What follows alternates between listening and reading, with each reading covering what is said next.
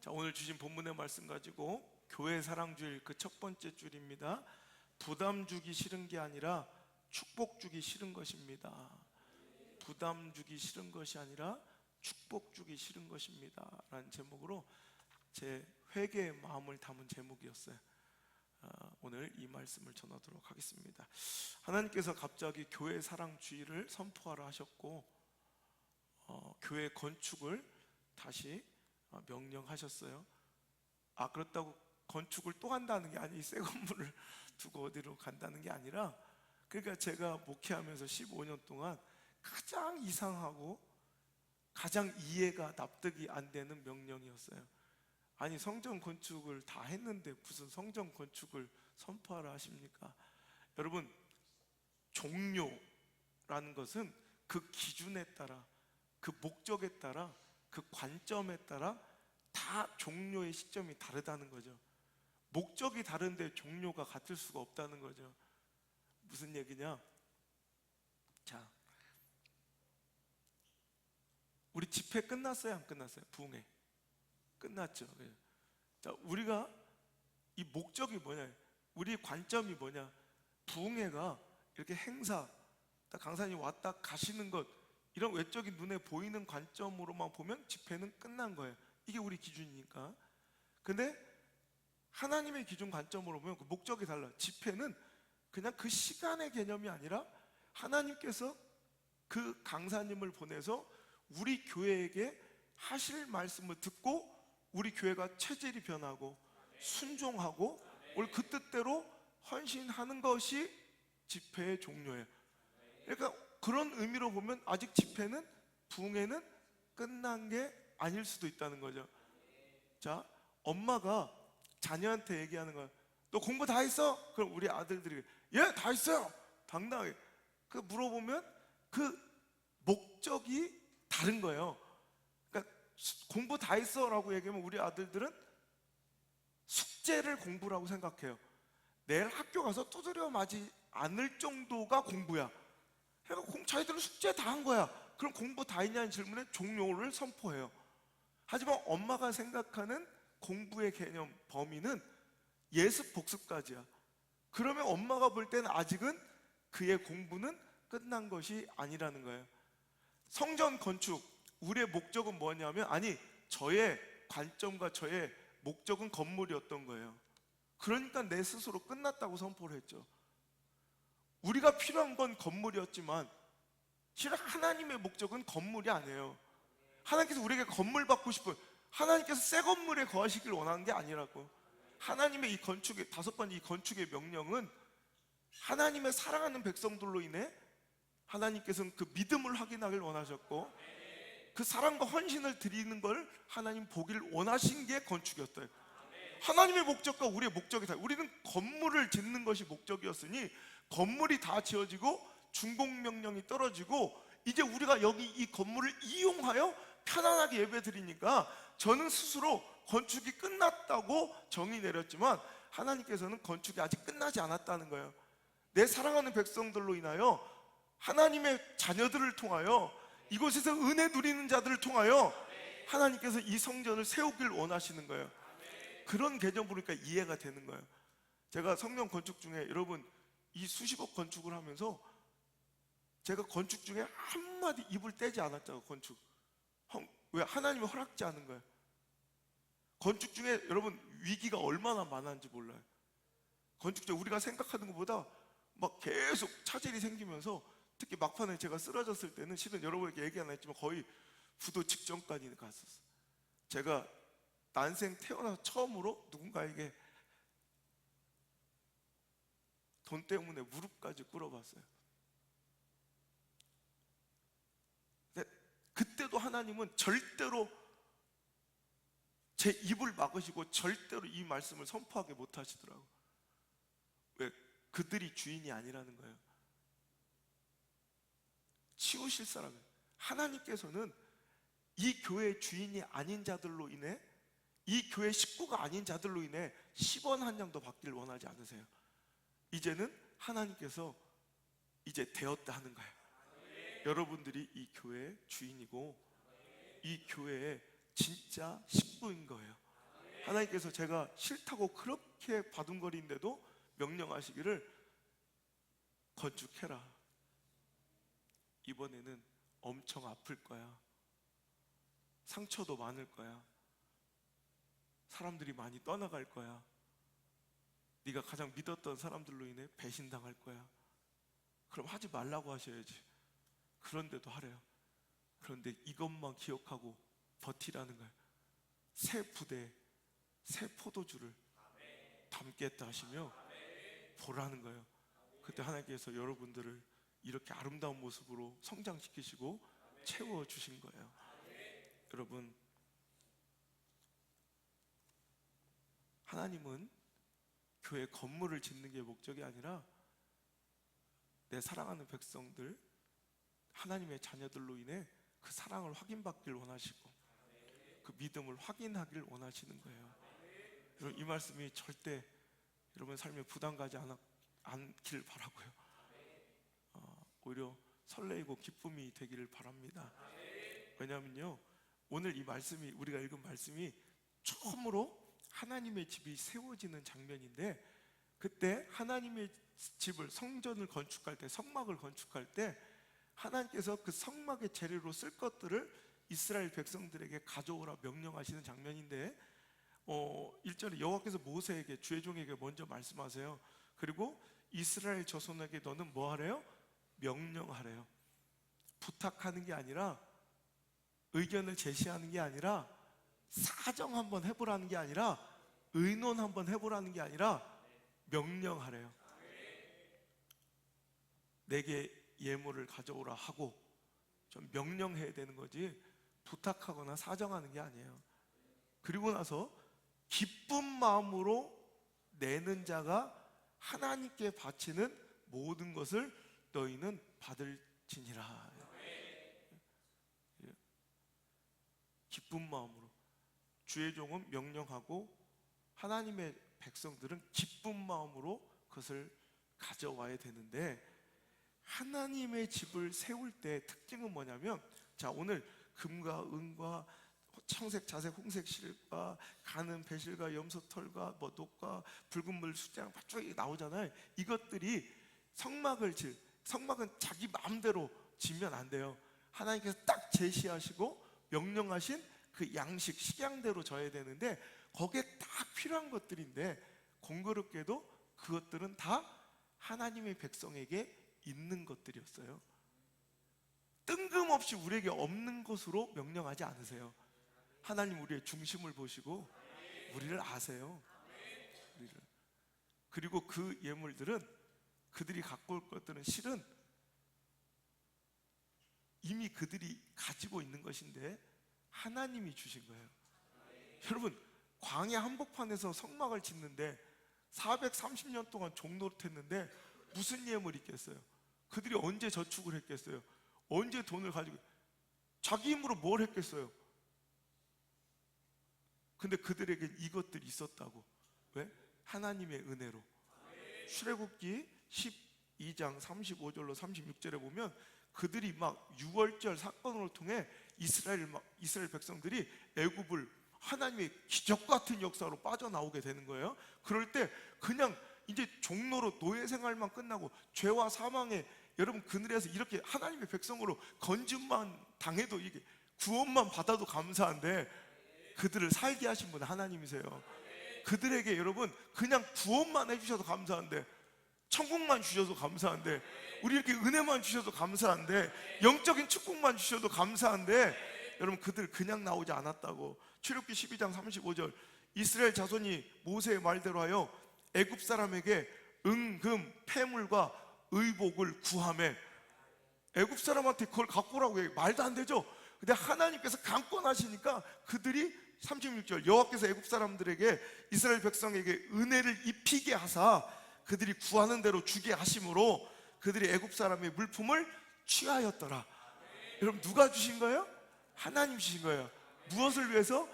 하나님의 일을 하기 위해서 이미 미리 그 상황을 주셨고 형편을 주셨고 길을 다 이미 주셨어요. 그걸 통해 하라는 거지 당신 것들이라는 게 아니에요. 당신이 뭐 노력하라는 게 아니라 이미 하나님 여러분이 주셨어요.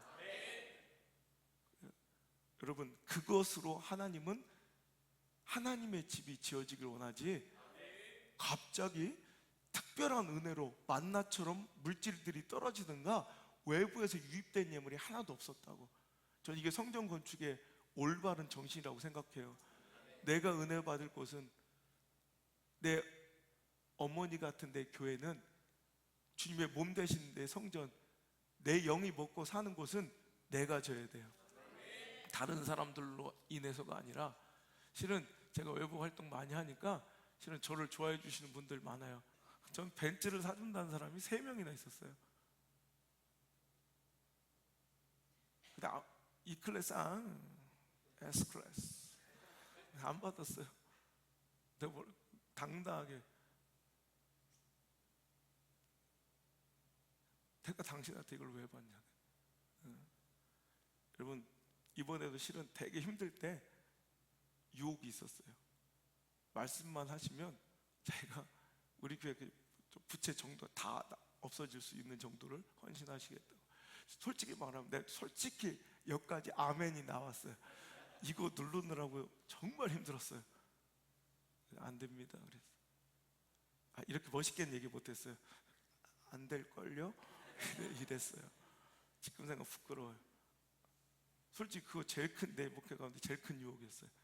근데 하나님께서 이 기회를 주셨어요. 자, 오늘 이 얘기를 하고 싶어요. 결론으로 빨리 들어가서, 왜 하나님은 우리가 주의 일 하시는데, 선한 일 하는데, 그렇잖아요. 우리가 나쁜 일 하고 뭐 악한 일을 하러 가는 것도 아니고, 하나님 일 하면 하나님이 만군의 여호와, 온 우주 만물의 주인이 스스로 좀 이렇게 공급하시면 되잖아요. 왜 굳이 광야에서 하루 먹고 하루 사는 꾸역꾸역 살아가기도 바쁘고 힘든 거지 같은 우리들에게 헌신을 요구하실까? 좀 궁금하지 않아요? 하나님이 하실 수 있잖아요. 솔직히 하나님이 뭐 돈이 없으세요, 뭐 권능이 없으세요.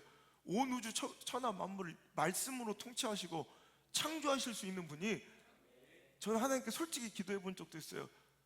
여기에 교회가 있으라 하시니 교회가 생겼더라, 심히 보기 좋았더라. 얼마나 좋아요.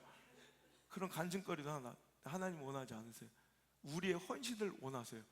왜 그럴까? 3가지 이유가 있어요. 첫 번째, 우리의 노예 근성을 뿌리 뽑기 위함이에요. 430년 동안 애굽의 노예로 살았어요. 그들의 자존감, 그들의 주인의식, 그들의 자주적인 생각은 다 없어지고 그들은 노예, 종마인드. 그 알아요? 노예는, 종들은 절대로 누군가에게 베풀거나 주는 마인드가 없어요. 주인은 줄 수 있는데 종은 받기만 하지, 종은 절대로 헌신의 마인드가 없어요.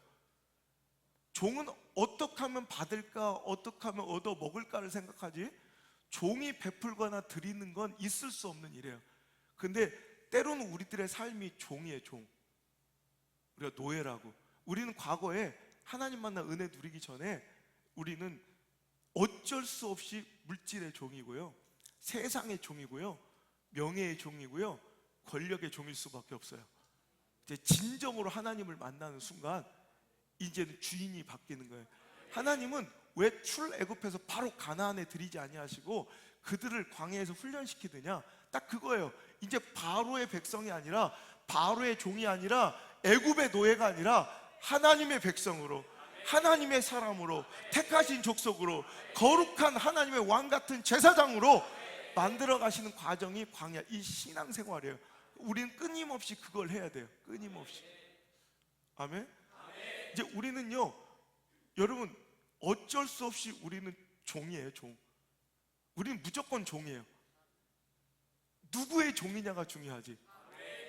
마태복음 6장 24절에 한 사람이 두 주인을 섬기지 못할 것이니 혹 이를 미워하고 저를 사랑하거나 혹 이를 중히 여기고 저를 경히 여김이라. 읽겠습니다. 나머지 시작. 너희가 하나님과 재물을 겸하여 섬기지 못하느니라. 아멘.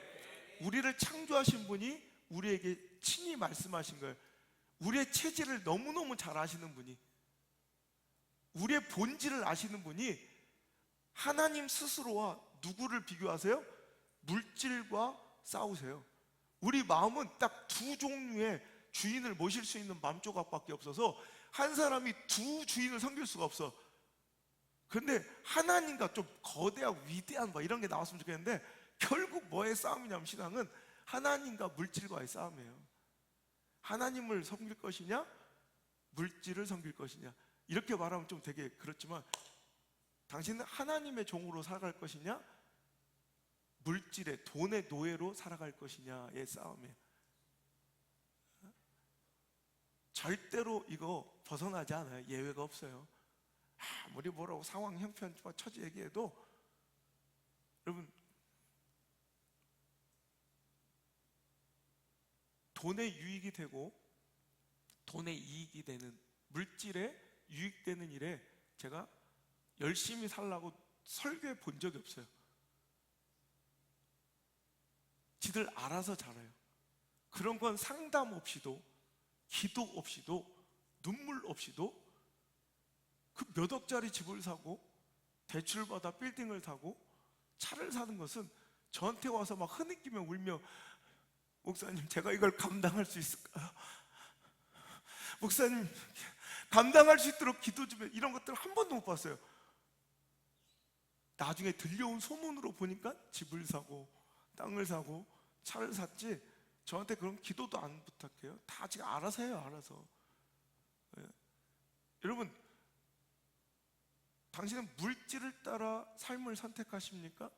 하나님을 따라 물질을 사용하십니까? 이거예요. 자, 노예가 별게 아니라 그것에 지배를 받으면, 그것 따라 살아가면 그게 노예예요. 근데 우리는 어쩔 수 없이 돈에 유익이 있으면 그걸 따라가요. 안 그래요? 이게 노예인 거예요. 돈이 결정짓는 삶.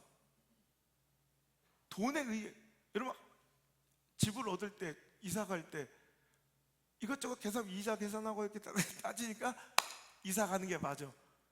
이게 돈이 모든 걸 결정했잖아. 이게 돈의 노예예요. 내가 새벽기도 드리려면, 하긴 서희 아파트 주민들이 새벽기도 출석률이 가장 낮아. 코앞에 사는 것들이.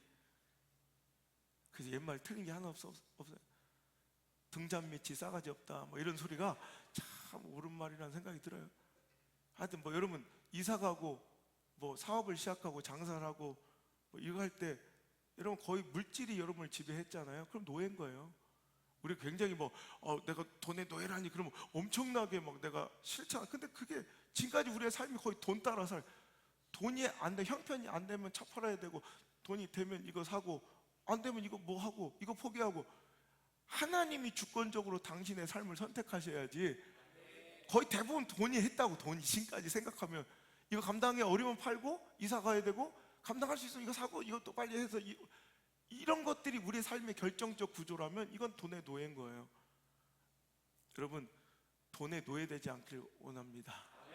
하나님은 하나님의 백성 되길 원하지 돈의 노예로 살아가는 걸 원치 않으세요.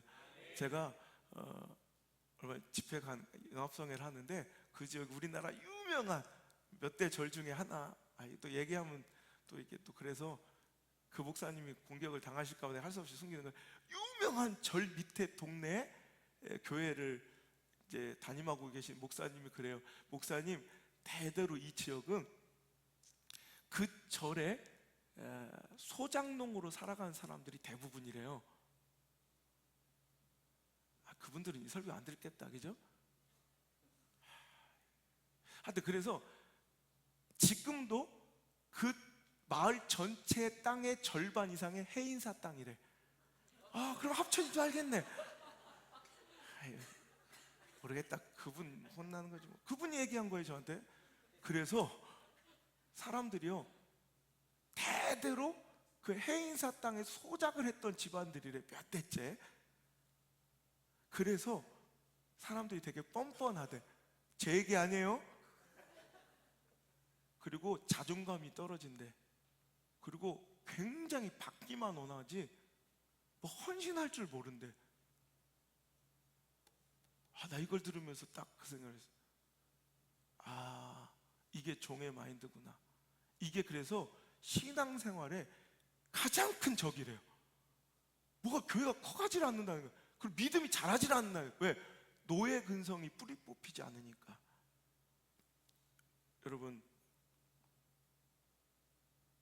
돈의 노예가 아닌 하나님의 백성으로서 당신이 돈을 자주적 결정으로 이제 사용할 줄 알아야지 돈에 언제까지 끌려다닐 거냐는 거예요.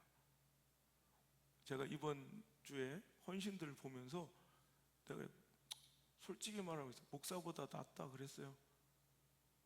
여기 중에 여기 진짜 뭐 금액이 문제가 아니라 청년들 중에 여기 계신 청년 다 전 재산을 갖고 왔어요. 여기 청년들 여기 앉아 있는 애들 다 100% 전 재산을 바쳤어요.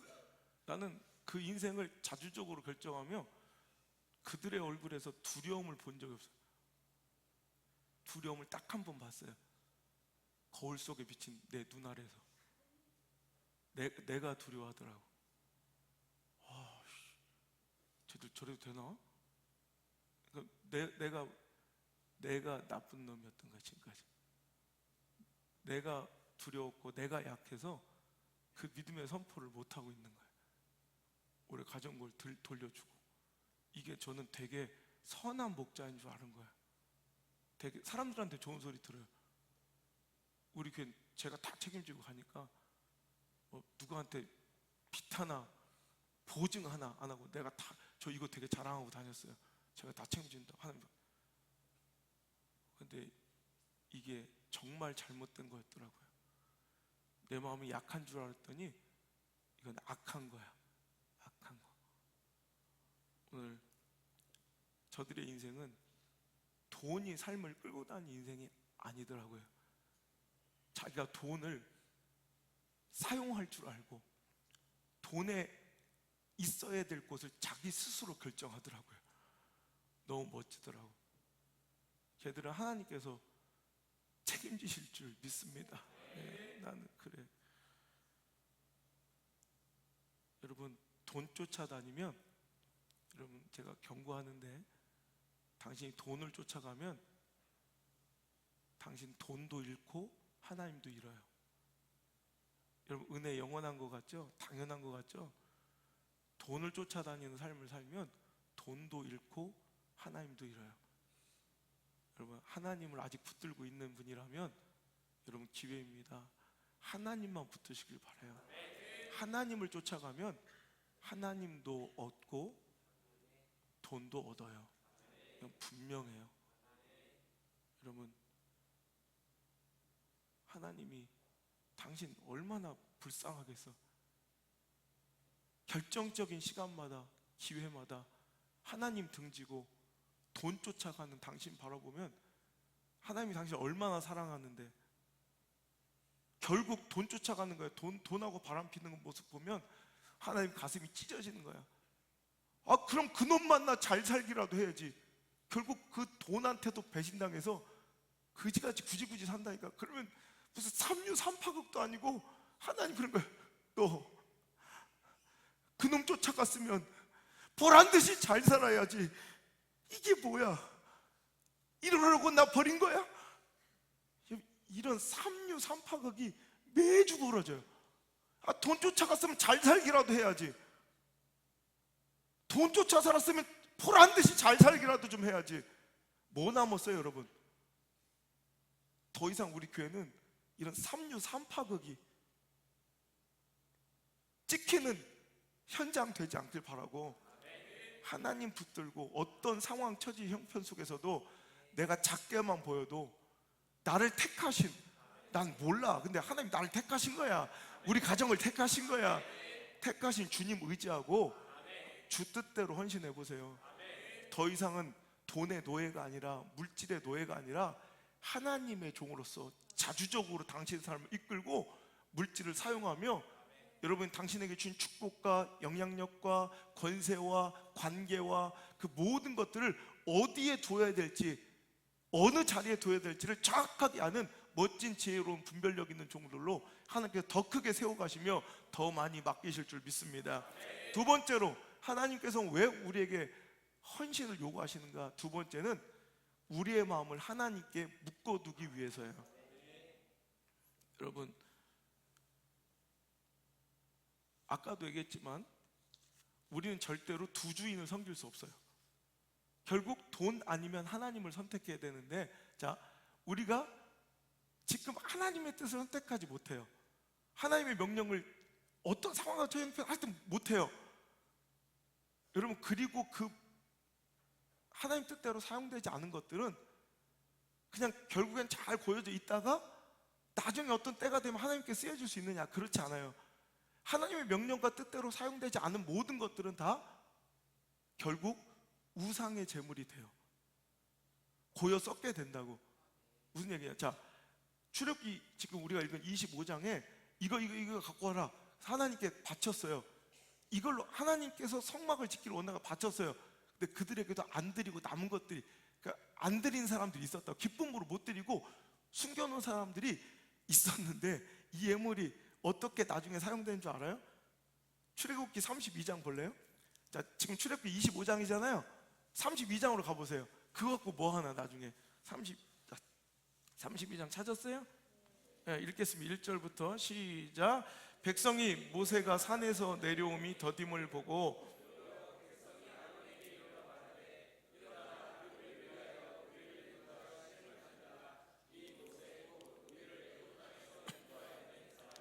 어찌 되었는지 알지 못함이니라.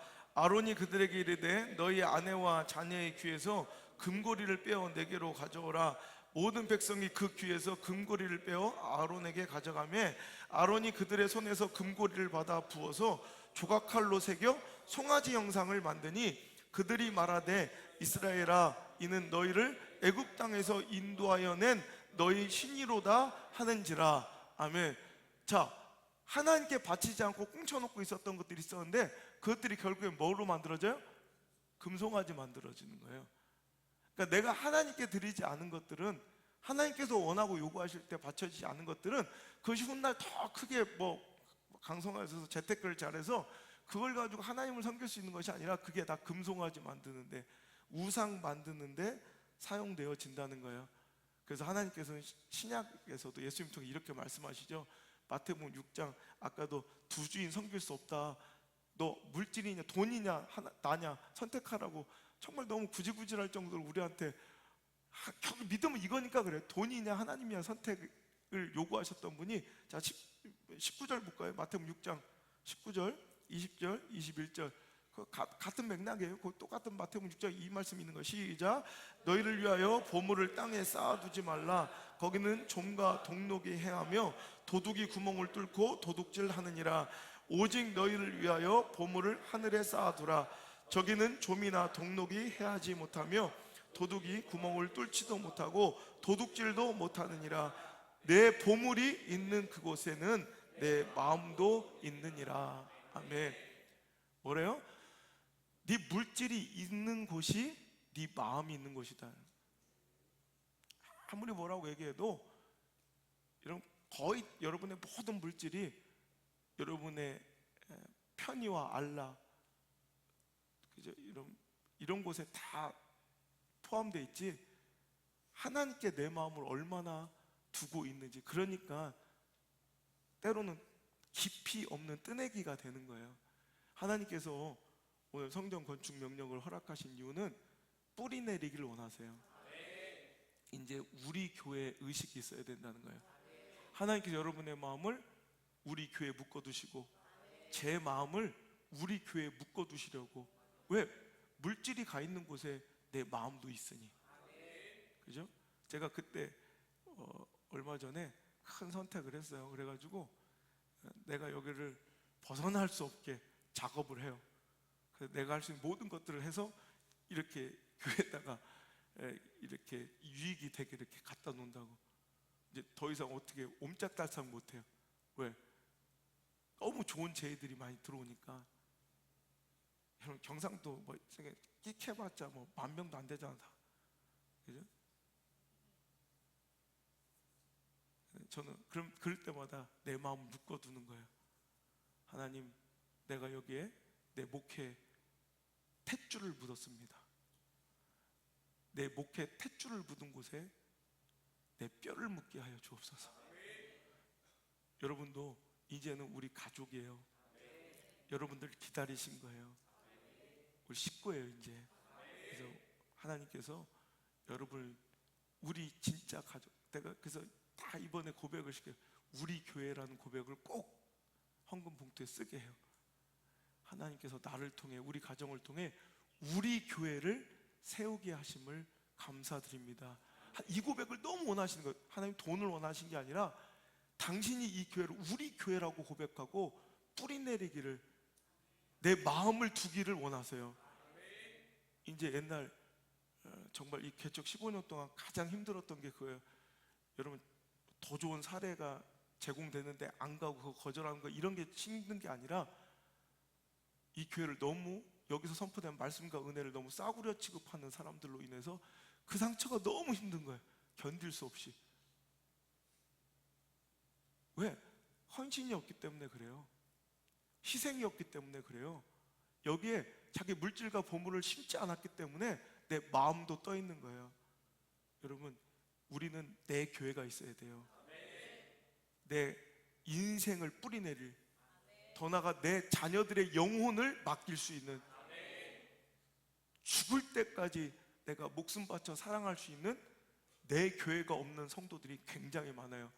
장로 권사라고 여러분 다 내 교회가 있는 줄 알아요? 정말 이건 내 교회입니다, 우리 교회입니다 라고 외칠 수 있는 교회를 여러분 죽을 때까지 갖고 있는 사람들이 별로 없어요. 여러분 우리 교회 되길 바라고 내 교회 되길 바랍니다. 여러분, 그래서 영적인 거룩한 계보가 이제 여러분들로부터 시작되는 거예요. 하나님께 없는 게 아니라 하나님께 다 주신 거예요. 이때를 위하여 하나님께서 미리 다 주신 것을 하나님께서 가져오라 하시는 거예요. 그래도 충분히 먹고 살 수 있도록 하나님이 다 내리실 거 내리시고, 솟을 거 솟게 하시고, 헤어지지 않게 하시고, 닳지도 않게 하시고, 이기게 하시고, 승리게 하시고, 약속의 땅도 주시고, 그것을 정복하게 하시고, 승리도 주시고, 다 하나님께서 여호와 일에 다 준비하고 계세요.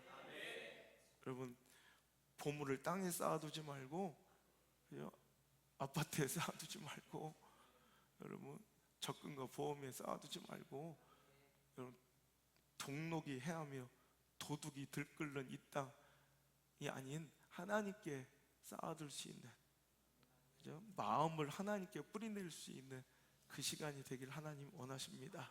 그래서 헌신을 원하시는 거예요. 세 번째, 하나님 우리에서 헌신을 원하시는 이유는 우리에게 더 큰 축복 주시기 위함이에요. 저는 이렇게 믿습니다. 저는 지금까지 우리 교회 와서 회복되지 않은 가정이 없어요. 근데 문제는 뭐냐면 회복 이후의 모습이 각양각색이에요. 절체절명의 위기에서 살리시고,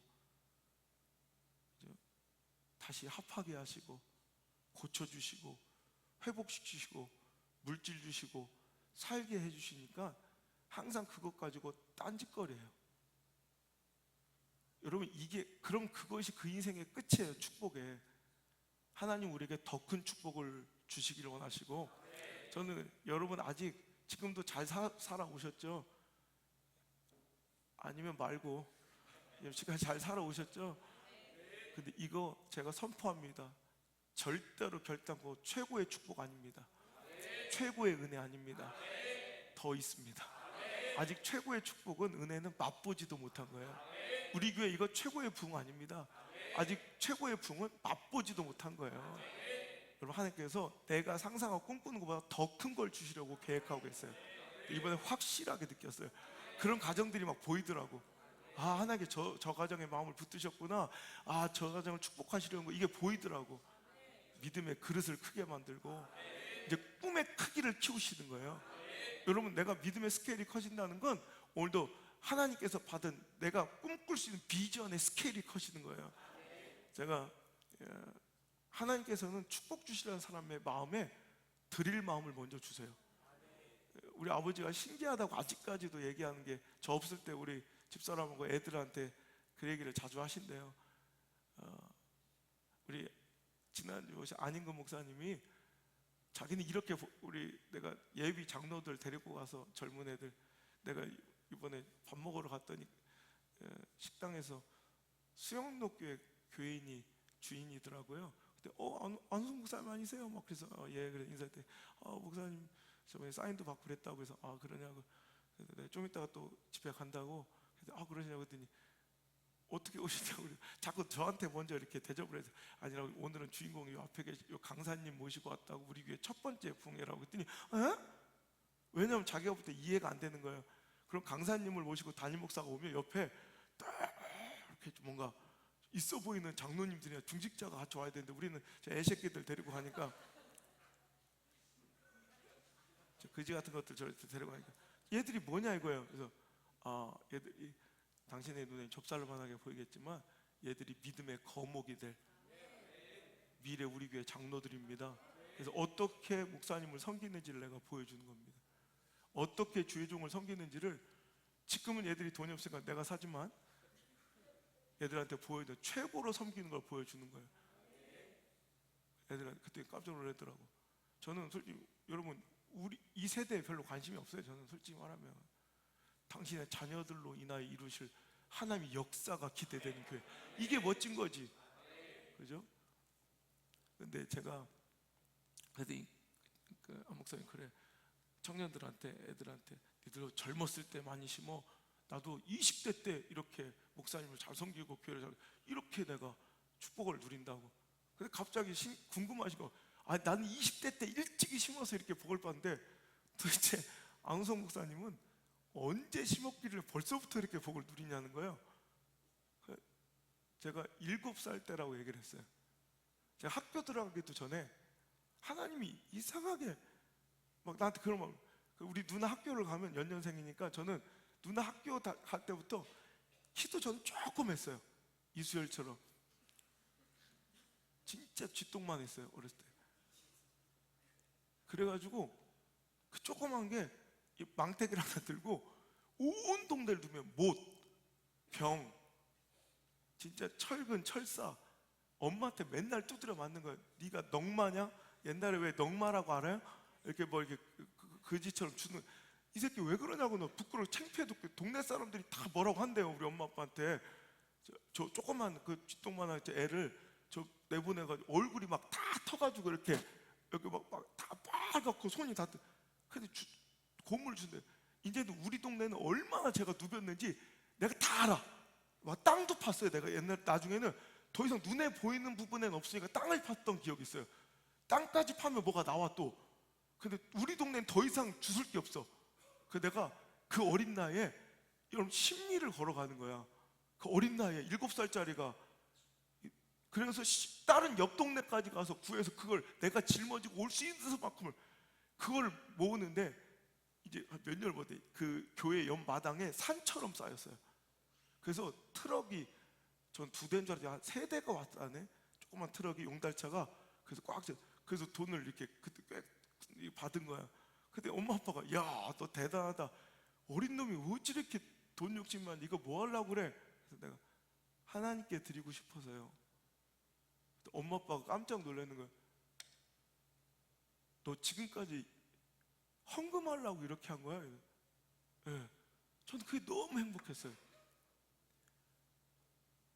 저 고등학교 때부터 여기 계신 분들 웬만한 분들보다 저 건축금 더 많이 드렸어요. 고등학교 때까지만 드린 걸로 해도.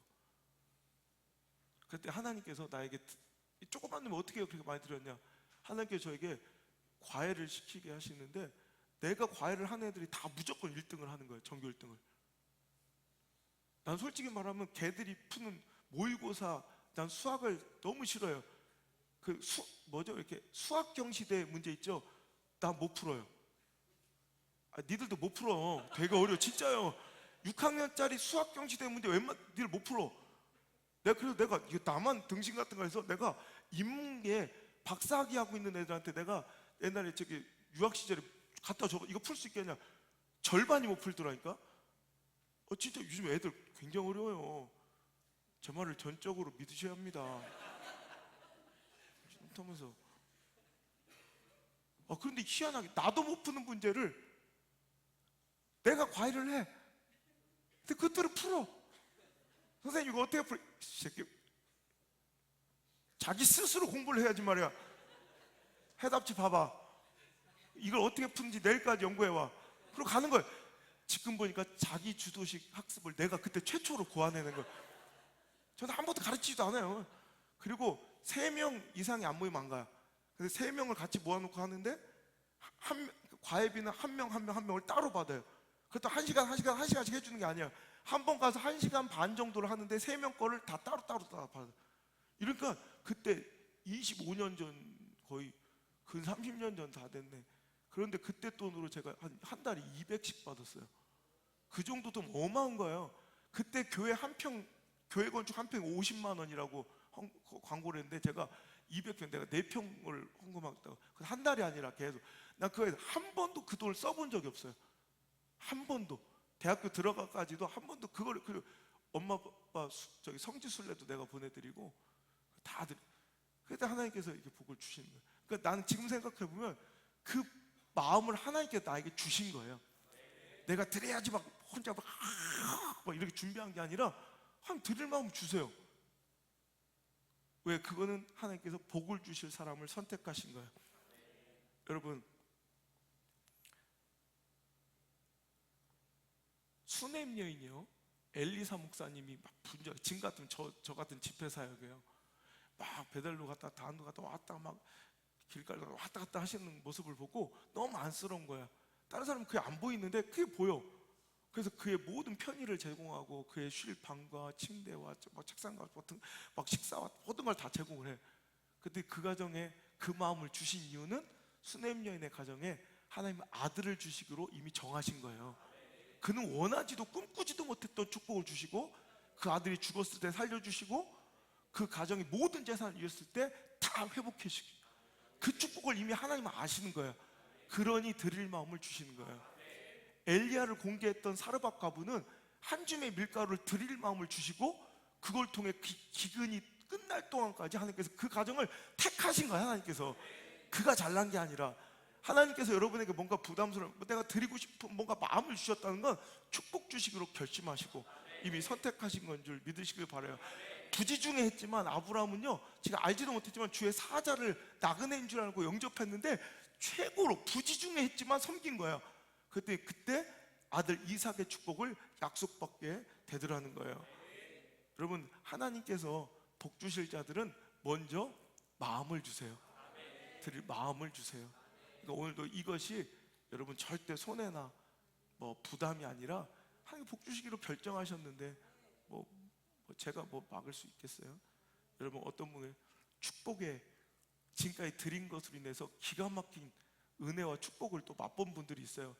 근데 그거 과거를 곰씹으며 살아가길 하나 원치 않으세요? 저도 마찬가지고, 그 축복의 약발이 다 됐다면, 그 간증의 약발이 다 됐다면 우리는 끊임없이 하나님께 이제 하나님과 연관된 아름다운 헌신의 그 이야기들, 그로 인해 하나님 역사하시는 그 축복의 이야기들을 계속 써내려 가야 할 줄 믿습니다. 여러분, 물질의 헌신을 심어야 수냄 여인처럼 풍족할 때에도 물질의 헌신을 심어야 되고, 사르밧 과부처럼 정말 아무것도 없는 중에도 하나님께 섬길 마음이 있다면 하나님께서 그 가정과 그 삶을 하나님께서 주도적으로 이끄시고 주권적으로 통치하셔서 우리가 상상도 못했던 그 길로 인도하실 줄 믿습니다. 가장 대표적인 게 사무엘하 7장에 1절에 보니까 어느 날 갑자기 다윗에게 이런 마음이 들어요. 여호와께서 주의 모든 원수를 무찌르사 왕으로 궁에 평안히 살게 하신 때에 왕이 선지자, 이게 다윗왕 얘기거든요. 왕이 선지자 나단에게 이르되 볼지어다 나는 백향목 궁에 살거늘 하나님의 괴는 휘장 가운데 있도다. 갑자기 이런 마음이 드는 거예요. 누가 시킨 것도 아닌데, 뭐 강요한 것도 아닌데, 야 이거 봐라, 난 이렇게 축복받아 잘 사는데 하나님의 집은 왜 저 장막 가운데 있어야 되느냐. 그 마음이 들자 그가 하나님의 집을 내 궁전보다 더 아름답게 져야겠다는 마음이 든 거예요. 저는 항상 그 마음이 들어요. 우리 집보다는 교회가 도와줘야 되고, 내 집에 있는 거실에 텔레비보다는 이 화면이 더 좋아야 돼. 저는 막 그 욕심이 엄청나요. 저는 지금도 또 하나님 복 주시면 난 더 아름다운 성전, 경영적, 교회 자리가 남아 돌아도 괜찮아. 이건 경영의 문제가 아니에요. 경제적 논리가 아니에요. 효율적 선택이 아니에요. 합리적 결정이 아니에요. 이건 하나님 영광을 위해서 저는 그렇게 하고 싶어요. 내 집보다는 하나님이 더 좋아야 돼요. 근데 하나님 이런 자를 복 주세요. 그때 하나님께서, 자, 여호와께서, 이건 우리 다 읽어볼까요? 이게 여러분이 받을 복이니까. 자 3절부터 시작. 나단이 왕께 아뢰되 여호와께서 왕과 함께 계시니 마음에 있는 모든 것을 행하소서 하니라. 그 밤에 여호와의 말씀이 나단에게 임하여 이르시되 가서 내 종 다윗에게 말하기를 여호와께서 이와 같이 말씀하시되 내가 나를 위하여 내가 살 집을 건축하겠느냐?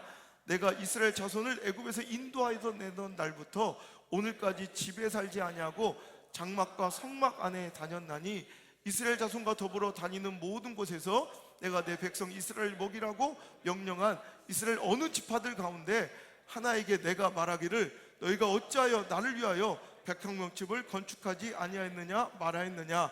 그러므로 이제 내 종 다윗에게 이와 같이 말하라. 만군의 여호와께서 이와 같이 말씀하시기를 내가 너를 목장 곧 양을 따른 데서 데려다가 내 백성 이스라엘의 주권자로 삼고 내가 가는 모든 곳에서 내가 너와 함께 있어 내 모든 원수를 내 앞에서 멸하였은즉 땅에서 위대한 자들의 이름같이 내 이름을 위대하게 만들어 주리라. 내가 또 내 백성 이스라엘 위하여 한 곳을 정하여 그를 심고 그를 거주하게 하고 다시 옮기지 못하게 하며 악한 종류로 전과 같이 그들을 해하지 못하게 하여 전에 내가 사사에게 명령하여 내 백성 이스라엘을 다스리던 때와 같지 아니하게 하고 너를 모든 원수에게서 벗어나 편히 쉬게 하리라. 여호와가 또 내게 이르노니 여호와가 너를 위하여 집을 짓고 내 수완이 차서 내 조상들과 함께 누울 때 내가 내 몸에서 내 씨를 내 뒤에 세워 그의 나라를 견고하게 하리라. 그는 내 이름을 위하여 집을 건축할 것이요 나는 그의 나라의 왕위를 영원히 견고하게 하리라.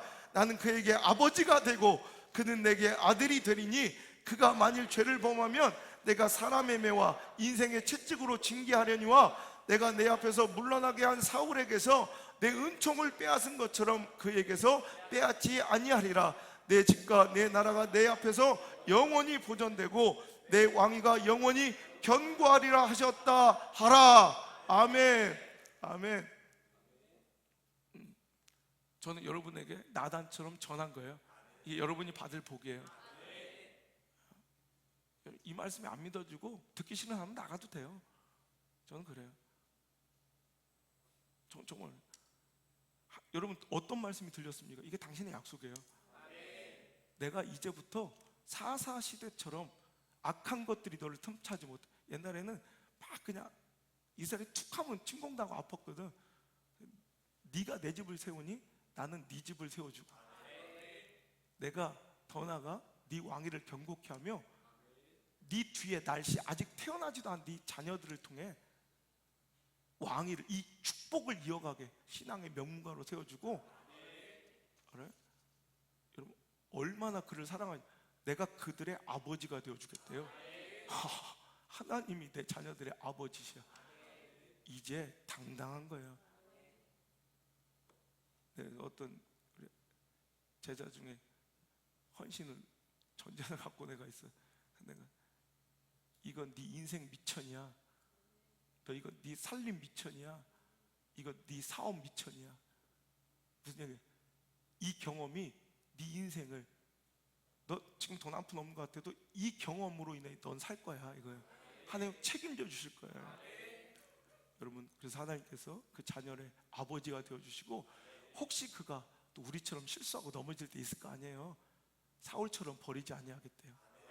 내가 인생 채찍, 사람 막대기를 통해서라도, 인생의 채찍을 통해 사람의 매를 통해서라도 다시 돌아오게 해야지 사울처럼 버리지 않겠다. 이거 얼마나 아름다운. 여러분이 그렇게 넘어지고 자빠졌는데도 하나님 버리지 않고 붙잡은 것은 몰라요. 우리 또 신앙의 믿음의 선배님들이 어느 때인가 또 심었던 것들의 결과일 수도 있어요. 내 자녀들 위해서.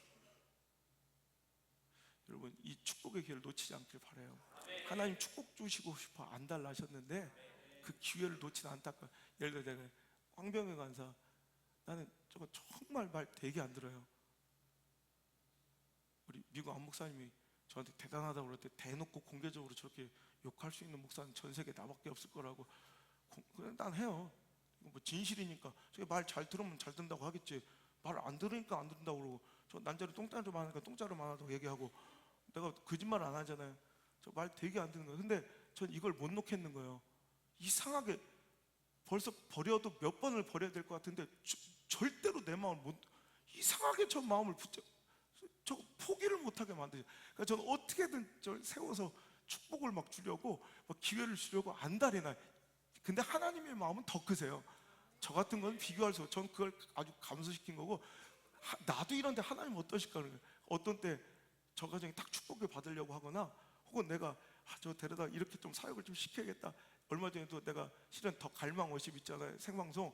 그 우리 집사람 내가 안 데려가겠다 해서 내가 정말 크게 세우고 싶은 찬양 사역자가 있는데 그 사람 좀 데려갈 때 방송에서 뺀지 맞았어.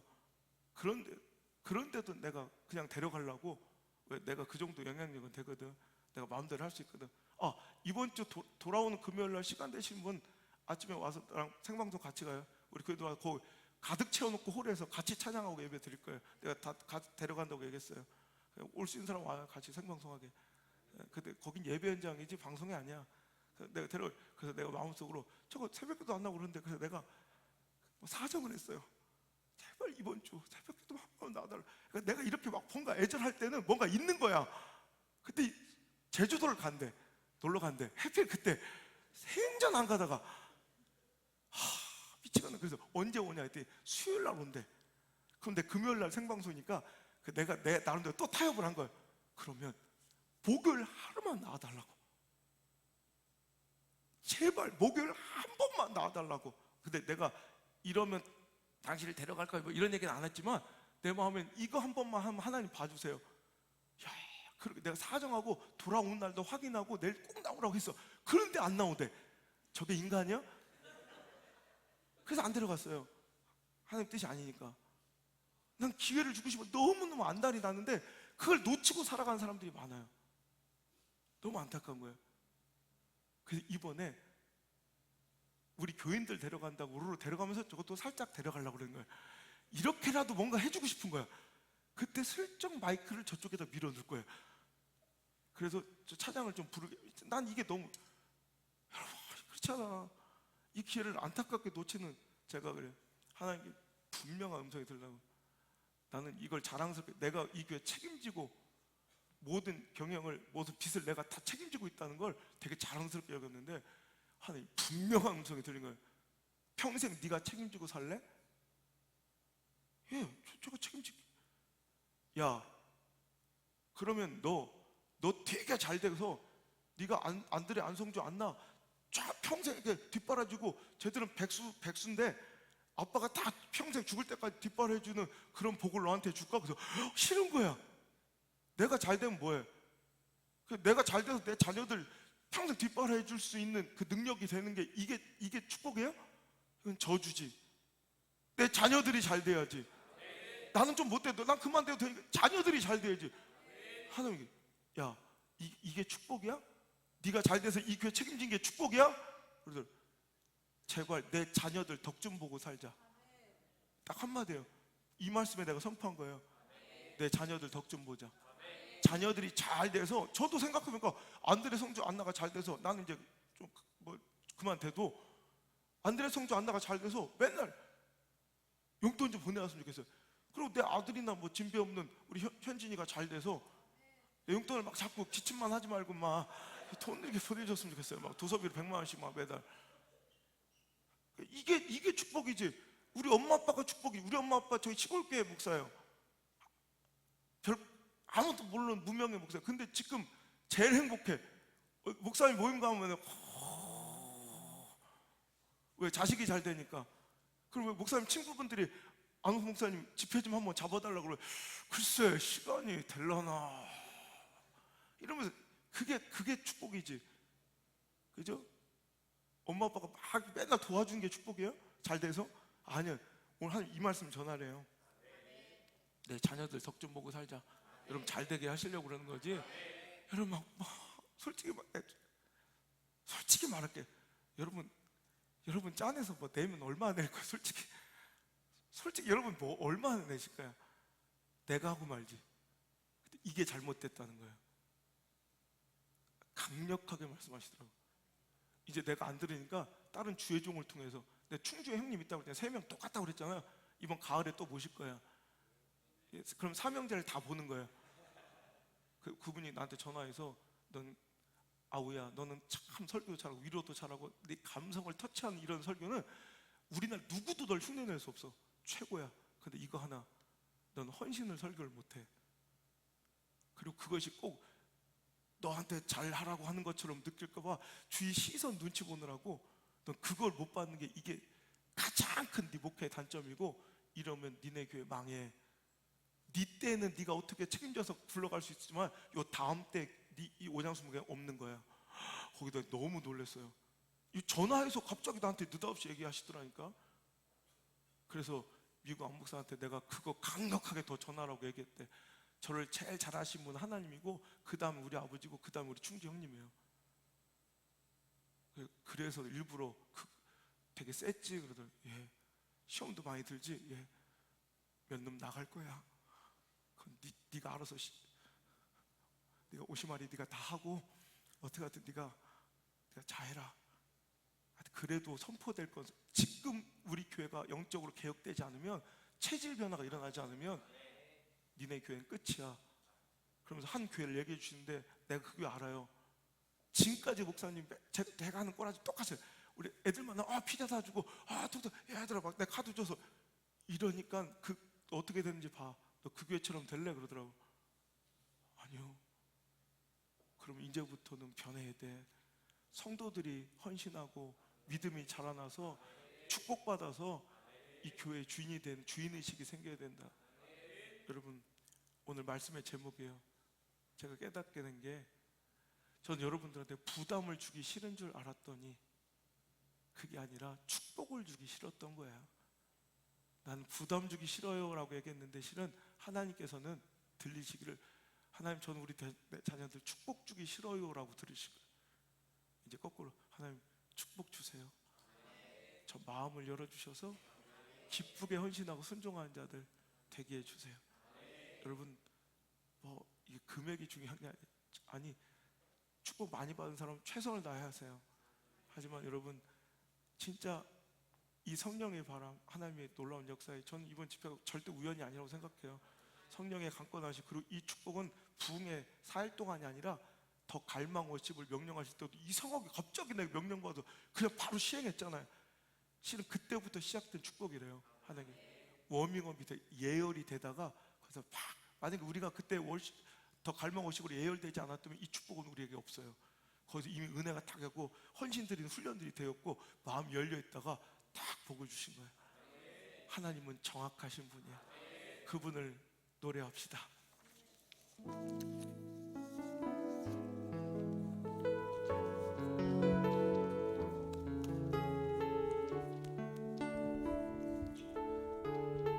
내 삶, 내 상황 처지는 너무 형편없지만 주어진 내 삶 속에서 우리 최선을 다해 하나님께 나아갑시다. 찬양합니다. 모든 일을 선으로 이겨내고, 모든 일을 선으로 이겨내고, 죄의 유혹을 따르지 않네. 나를 구원하신 영원한 그 사랑, 크신 은혜 나를 붙드네. 아멘. 주어진 내 삶이 작게만 보여도 선하신 주만을 이끄신 보내 주시는 거시는 주님만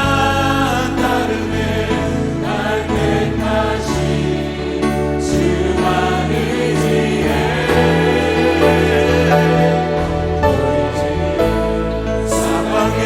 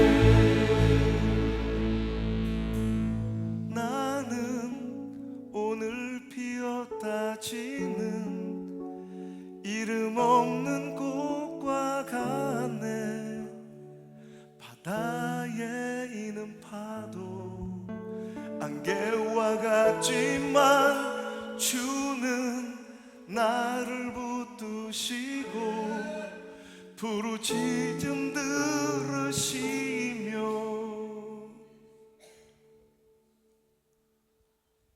날 귀하다 하시네. 미쳐간 나를, 이름 없는 들풀과 같은 나를 오늘도 홀로 괴로워 부르짖는 내 음성을 외면치 아니하시고 오늘도 날 귀하다 하시며 복되다 하시며 아버지 하나님, 주님을 섬길 수 있는 기회를 주시고 내 교회를 주시고 아버지 지긋지긋했던 물질의 노예로부터 자유하여 다시는 두려워하는 종의 영을 받지 아니하고 하나님 아빠 아버지라고 부를 수 있는 양자 자녀의 영을 주시니 감사합니다. 주여, 이제 주님만을 따르기로 결정했습니다. 잘 되고 잘 먹고 잘 살기 위해 주 따르는 것이 아니라 때로는 내 자아가 죽고 나를 부인하기 위하여 주님을 따릅니다. 내 모든 것 주님을 위해 드리니 주님의 일을 이제 이루시고 행하여 주옵소서. 아버지 하나님의 뜻이 하늘에서 이루어진 것 같이 그 뜻이 우리 교회를 통하여 이루어지게 하시고 저들의 삶 가운데 이루어지게 하여 주옵소서.